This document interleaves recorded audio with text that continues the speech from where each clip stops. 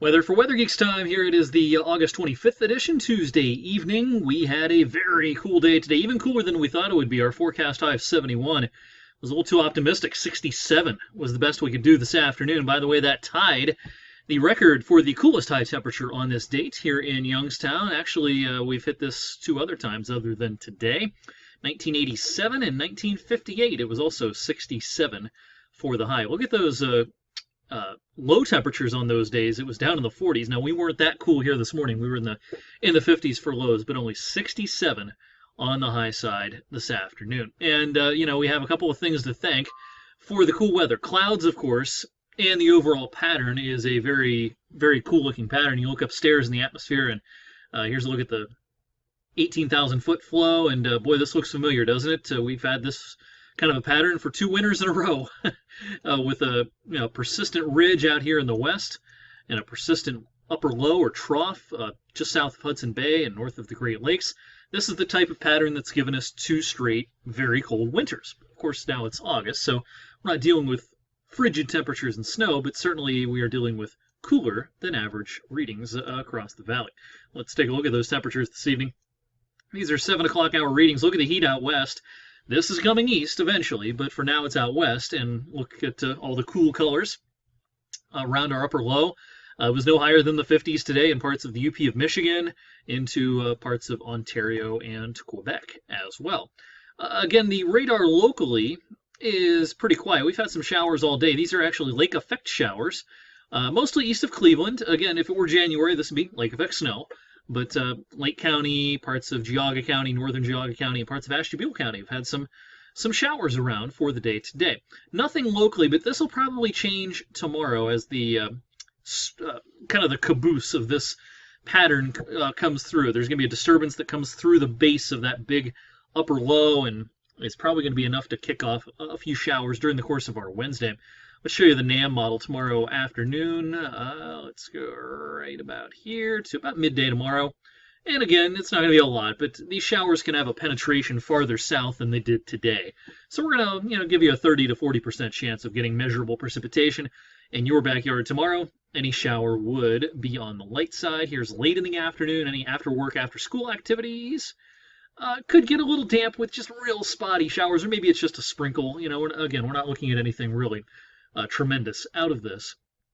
As we go into the day on Thursday midday, I think the chance for a shower Thursday morning, first thing in the morning, is maybe 20 to 30%, but that's about it. I think the rest of the day we try to dry out, thanks to high pressure building in from the west. Now, this is going to be a slow process of clearing out, but once we do, late Thursday into Thursday night, our weather's looking fantastic for Friday.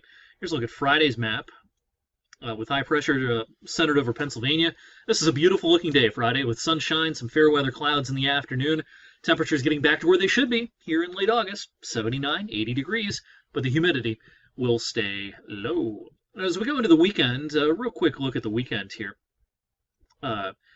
Models are not in great agreement on this next little disturbance coming in from the west, but the bottom line for you is here. I think Saturday's a dry day. This is Saturday afternoon. The GFS tries to blow some stuff up over Pennsylvania as the atmosphere moistens. Our main disturbance is actually out here across the Midwest and the Western Great Lakes on Saturday. And as we go ahead to Sunday, notice this starts to fill in a little bit. So we're going to allow for a spotty shower or storm with this disturbance on Sunday. I don't think it's a lot of rain by any stretch of the imagination. Let's talk about the longer range, because if this type of pattern is not your cup of tea this early in the season, boy, will you like the longer range. Don't drain the pools just yet, that is for sure. What we're looking at here is the upper levels, just like that chart I showed you a few minutes ago, just kind of in a different graphical form here. Here's the current pattern with our upper low here, trough in the east, upper ridge here with the ridge poking up into Canada. That's now. Now watch how this progresses as we go through time. That trough is going to start to lift out as we head towards the weekend, and that's why it warms up here. The center of the heat is still going to be parked out west. This is Sunday. Notice our upper high is still out here over the Four Corners, but it's starting to lean to the east. It was kind of straight up like this, and now it's starting to lean east. And that's a precursor of what we have coming, I think, for next week. As all this starts to kind of meander east, the center of that high is, while it's going to be weaker, it's going to relocate kind of over the Midwest. So, this is late next week, next Friday, as we're getting set for the Labor Day holiday weekend.